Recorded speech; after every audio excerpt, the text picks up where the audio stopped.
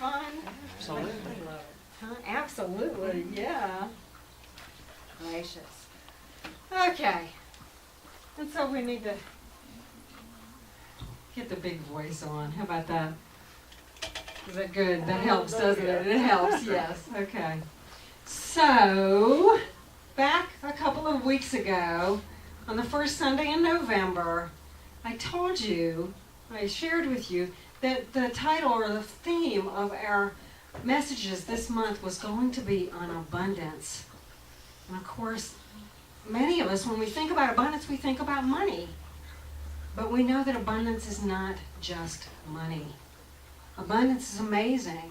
It's getting up and coming in here and having someone bring me probably 2 dozen, at least a dozen, fresh eggs. And having someone else bring me 2 quarts, Heather, of homemade vegetable soup. Amazing. You're not getting it either. Forget it. Abundance knows its limits. Okay, no. Maybe I'll put it in the crock pot and we'll have it on our Thanksgiving Eve celebration. How about that? But it's just so much more. You know, it's simple things like coming home at the end of the work week and finding that someone somewhere made a pot of chili.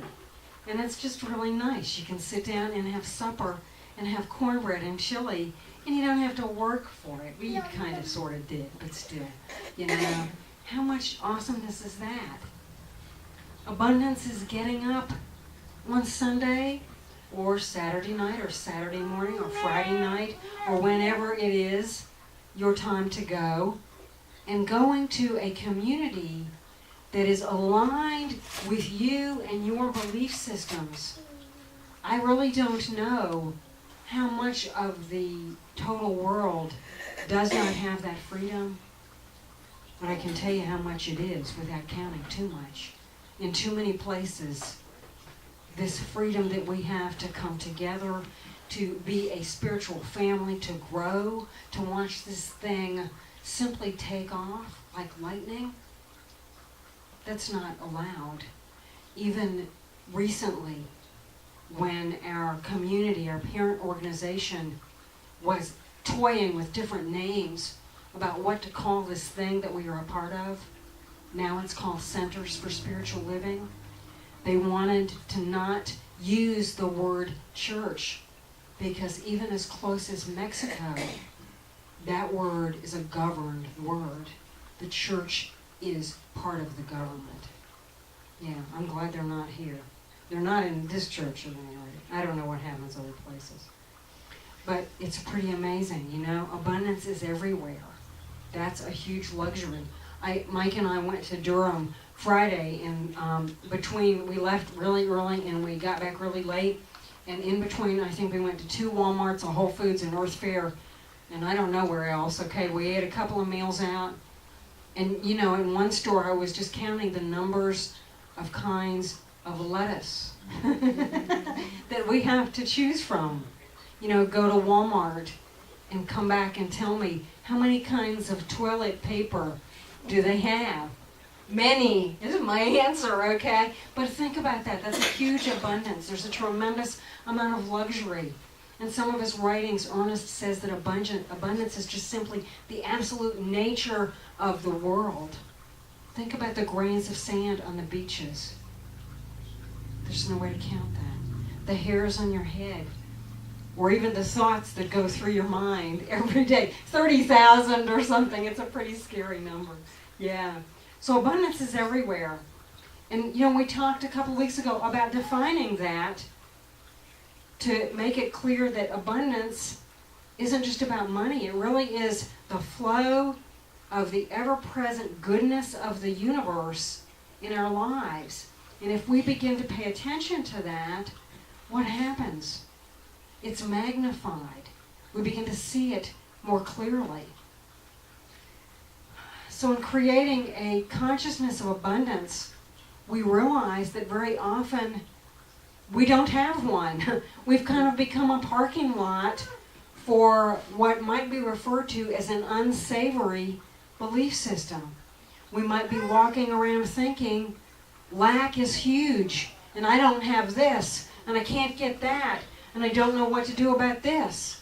When the truth of the matter is, we are hardwired as a part of the divine. All we have to do is get clear and get quiet, and we will know whatever it is we need to know when we need to know it. And that's even true in anatomy and physiology. Katie's rolling her eyes. She's gone to school. What about the abundance of that? So I grew up in the largest flavor, if you will, of Christianity in the world. Still the largest. It was 50 years ago, and it still is. And you know, Open Door is 6 years old tomorrow. But I don't remember being a happy 6-year-old, and I think it was because of some of the teachings that were prevalent, that are prevalent in that flavor of mainstream religion. It was pretty interesting. You know, what they taught kind of went something like this. If you behave, and knowing you, you won't. Okay? I mean, you know, I remember being 5 and having very tall people dressed in black say, "There's no hope for you." To me, you tell that stuff to a 5-year-old kid. Hello, watch out. You know, look what they created, okay? Hello, okay? I mean, tick me off enough, okay? And it's really amazing what can happen, okay? But you know, the thing was, the story was, if you behave, and you won't, okay? We know you can't do this. If you behave for every single possible moment in your entire life, if you're just absolutely perfect, then you're going to get the goodies at the end. It's called heaven, but you got to die first. Well, you know, what good is that? Excuse me, okay? And I knew, you know, kids are brilliant. They're brilliant. Can you look at the child and see the brilliance in Sarah May? Okay? It's amazing. Kids are brilliant. I'm pretty convinced my cats are brilliant. Those of you who have dogs would say the dogs are brilliant. Okay? That brilliance shines through in a lot of things. But even as a small child, I looked around and went, that's not right. I just don't believe that. That doesn't seem to work for me. Okay? You know? So, yeah, if you don't behave, if you don't do right, you know, then it's going to be a pretty sorry outcome. It's kind of like off with your head. There was this belief in that teaching that God gives, and God will take it away. Okay? And you will know when it has been taken away. Anybody grow up like that? Yeah. Baptists are like the Catholics without the ceremony. Okay, yeah. And the Pope. Mm-hmm. That's the same thing. I think they're trying to change. I like Yeah, that they Pope are. Francis guy. Oh, yeah. He drives a Ford Focus, you know, instead of a limo. I'm not happy about that. But at any rate, there was another thing that went along with that teaching, and that was kind of like, you know, this life thing where you were just meant to struggle. Okay? You were meant to struggle. You were even meant to suffer. Okay? And it was through that suffering that you would be redeemed. I love the ideas to put in the head of a kid. You know, as I have become an adult in many, many ways, and I can still act like a child, okay, very easily, but as I have become an adult, my idea of what is right behavior and what is abuse has really molded itself. I'm not so sure where my 6-year-old experience goes, but it is not very kind behavior, is it? One of my favorite things about coming here to the Science of Mind community was that when I picked up and I read and got familiar with the Science of Mind text, I read where Ernest Holmes tells us some things that I believe are much truer than those early thoughts. He tells us, and I love this, to suppose that the creative intelligence of the universe, those words are capitalized, you know about Ernest and the capital letter thing, okay? To suppose that the creative intelligence of the universe would create man or woman in bondage and then leave us bound would be to dishonor the creative power we call God. And it really is. It's a totally dishonoring idea, isn't it? It's amazing. Yeah. He goes on to tell us that the universe plays no favorites. And that's so different from what I used to believe. The universe plays no favorites. Doesn't care what the color of your skin is. Doesn't care if you use a knife to cut food and feed the poor or to take the life of someone else. The universe says one thing, always and only. It has one answer, and that answer is yes. So if you put out ugly, you're going to get back ugly. If you put out love, you're going to get back love. Very simple. Ernest goes on to clarify that even more by saying that by thinking, we can bring into our experience whatsoever we desire if we think correctly and become, and here's the sticking point, become the living embodiment of those clear, clean, loving, and abundant thoughts. We have to become it. We're very clear in this teaching that what we experience in this world is an exact reciprocity to what we are. One of my spiritual teachers years ago used to say, you don't get what you want in this life. You don't even get what you need. You don't get what you deserve. You get what you are. Okay? You get what's going on inside of you. Like attracts like. And if we have had experiences that are negative or painful, sometimes that creates some struggle with that idea. But the truth of the matter is, the way we live, we are causal in nature. And as we live, it will be done to us. As you believe, it is done to you. The universe tells us that. If we see the world as a safe and loving place, it will be. If we see the world as an unholy mess, it will be. That's how two people can have the same experience. They can go through, they can be in the same room at the same time, have the same experience, and tell two completely different stories. Okay? Because it is not just based on that experience. It's based on the inner terrain, if you will, and the lenses through which we see the world. Now, it gets interesting when we start talking about abundance, because very often we take those ideas of God giving and taking away, and that kind of, I'm going to use a word here and I don't want to step on any toes, but it's kind of a bipolar, hot flash, cold flash, love you, hate you kind of God, okay? On and off. You're good today, you're bad tomorrow. If we take that belief system to heart, a lot of times what we come to believe is that if we live well, to be abundant, to have a good life, you're bad.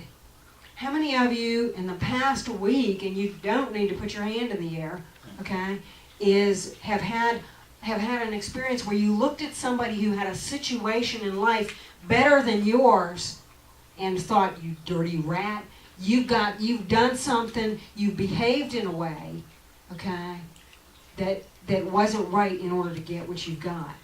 A lot of us harbor those thinkings, don't we? That's kind of interesting, because the very thing that we're trying to embrace, a lot of times when we think that way, we're pushing it away. Yeah, we'll talk more about that later. What do you think? But we, somehow, some way, and I don't know where it comes from, perhaps our Puritan, heritage, okay? We've gotten this idea that if you're spiritual, you won't have anything. You will have forsaken the pleasures and the experience and the good life that this world has to offer, okay? The rich living, the capacity to go and do and be and have as you would like to do. So we get that very crossed up in our heads. Yet, here's a really interesting twist. The very grandmother of this movement, Emma Curtis Hopkins, made a statement, and this was, are you sitting down in the early, either the late 1800s or the early 1900s, that she said the word God is old and needs to be retired. Get rid of it and use the word good, because that's all God is. God is just the goodness of the universe that wants to be yours, that wants to express more fully, not only in your life, but as you, through you. Okay? Yeah. So we have to get that idea that good is bad out of our heads. Wherever it came from, just send it back. And let's look at the Bible. Here's a piece from John where we're told, Beloved, I wish above all things that thou mayest prosper and be in health, even as thy soul prospereth. Now that has some really interesting meaning when we get into the depths of science of mind teaching. I won't go there today. It's pretty interesting, though. I wish above all things that thou mayest prosper and be in health. If you look at the root of the word health, it goes back to the word whole. It goes back to the word holy, Holy. I wish that thou mayest prosper and be holy in one sentence. It doesn't say prosper or be holy. Okay? Nowhere will you find that in a metaphysical interpretation in any scripture. Okay?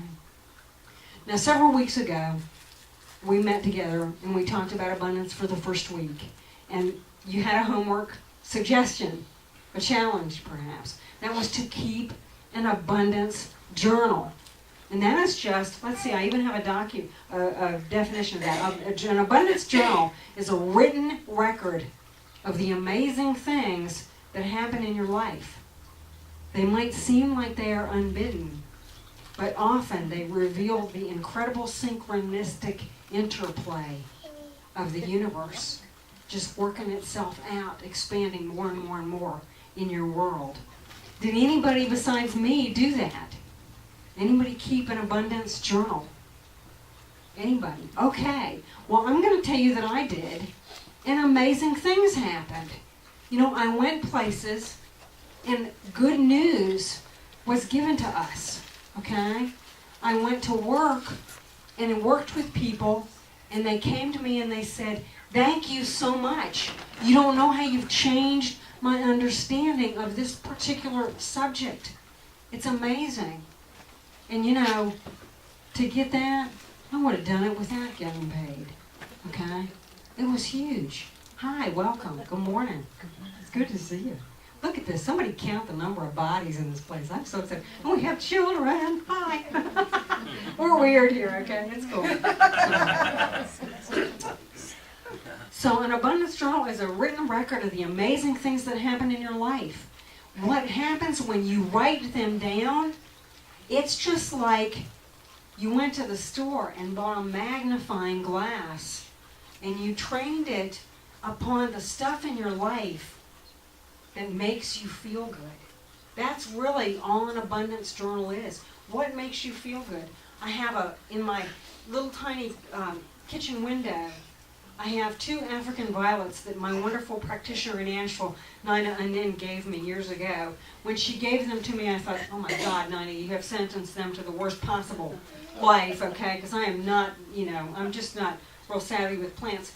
It's been 18 months, they're still alive, and they're blooming. It's probably because of Mike, okay? And he has taught me how to not water them. That's been really good. But then somebody came along, maybe it was also Mike, and gave me a Christmas cactus. And I thought to myself, oh God, another plant to kill.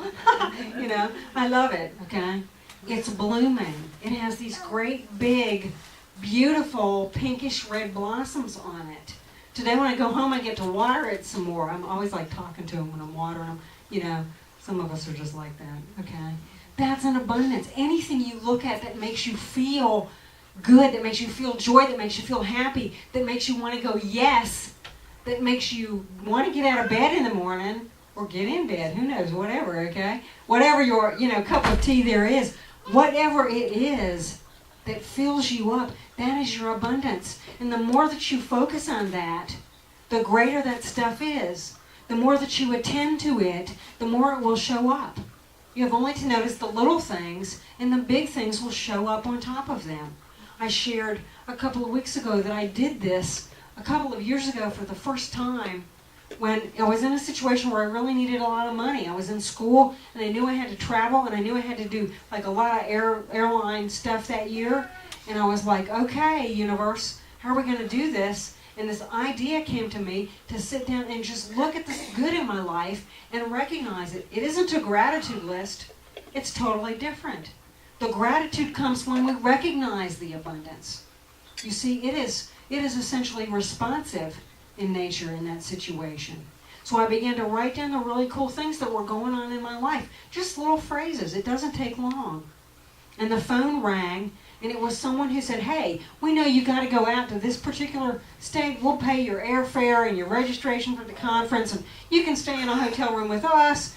and we don't have bad breath, nor do we snore, you know, la la la. It was really great, okay? By the time I got done with that trip, somebody else was calling me saying, hey, we know you got to go to California in August.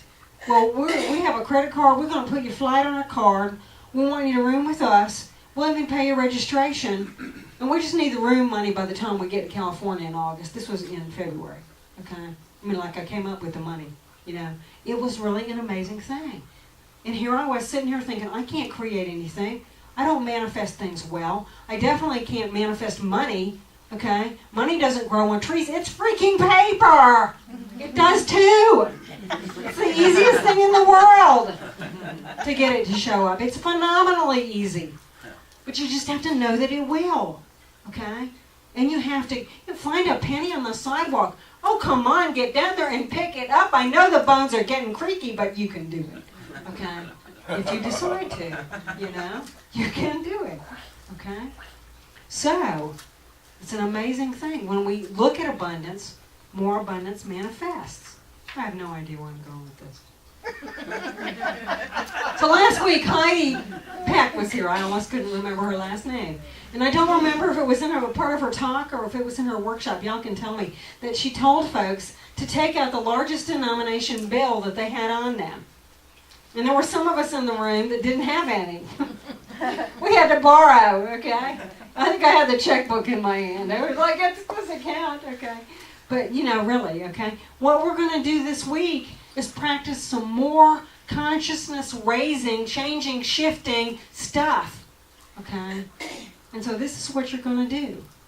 And just, if you want to, you don't have to. You know the deal. We always let you in the door, right? Okay? So, what you're going to do, and the instructions, we'll pass them out here in just a few minutes, okay? When you go home, after you have, by the way, we're going to celebrate our birthday with ice cream cake from, not Dunkin' Donuts. What is that place? Dairy Queen. And it's extreme chocolate, of course. So after you get a buzz from that, we have some nuts to calm you down. And thanks, Heather brought us a bunch of nuts. This is my daughter Heather in the back row over here. Okay, her I will not let back out the door for a while. But we have all kinds of really awesome goodies and snacks. We have fruits and veggies for those of you who are trying to be, you know, pure and wholesome in your diet. Okay, I give up. Some things I can do really well, and others, you know, after a while, it's just like accept life. Honey, you love chocolate. Okay, what you're going to do once you get a nice little belly full and you get in your car and you go to the house, okay, is when you get a chance, you're going to find a few minutes when the universe is not going to interrupt. So the dog is not going to get on your lap, or the cat is not going to come yelling for some cat food, or mine plays with some really noisy toys, so, you know, that's how he knows to keep me from doing things. You're going to find a time when the phone won't ring, and you're just going to get still, and you're going to get back out that big denomination bill. You're going to get the largest denomination bill you can come up with, even if you have to borrow it for a few minutes. And we have some instructions on a card, and you're going to walk through those with that dollar bill, with that money, okay? Because what we get it about all of this in creating a consciousness of wealth is that sometimes we have to change the consciousness. Sometimes we have to change the stuff that's been embedded from those years of whatever it was. The parents or the church or the teachers or, you know, whatever. Something we read or another church we believed in or whoever, whatever, okay? Whatever it was, the things we need to release. We just bless them and let them go. Goodbye. We love you, goodbye, okay? You know, send them on their merry, sweet, you know what way, okay? Yes, we do that. And we begin to shift the consciousness, and we begin to see things show up very easily. Ernest Holmes made a statement about this, what we do here. He said, trained thought is more powerful than untrained thought. And what I can tell you, in less than a dozen years of practicing this, and I might be a practitioner and a minister, but I'm a human being too. There are times when I'm good at practicing, and there are times when, oh, it leaves a little bit to be desired, honey, to say the least. Okay, you know, really, we're all human. We're all there. Okay, but in less than a dozen years, I have seen some amazing things happen in my consciousness.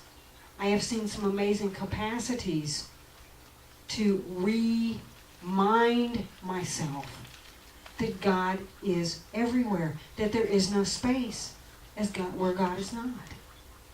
And it's really amazing as we practice this.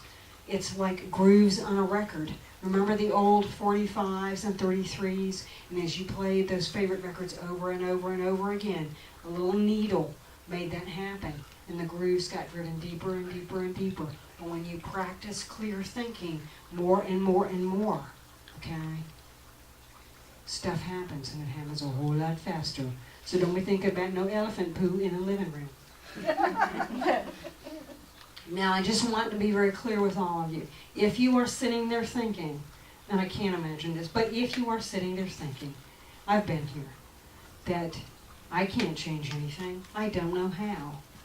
Well, you didn't know how to grow up either. If you're older, you didn't know how to get old either. If you're a mom, you didn't know how to give birth either. If you're a dad, you didn't know how to do that either. Not until you did, right? Life is like sex. Until you do it, you don't know how, okay? That's true for an awful lot of things. It really is. I can't believe, that some of the things come out of my mouth on Sunday mornings. Anyway, I'm not in charge here, okay? The universe is, thank God. But we really tend to underestimate ourselves until we find out different, okay? And, my long hope for every one of us on this planet is that we not only find out different, we live it different.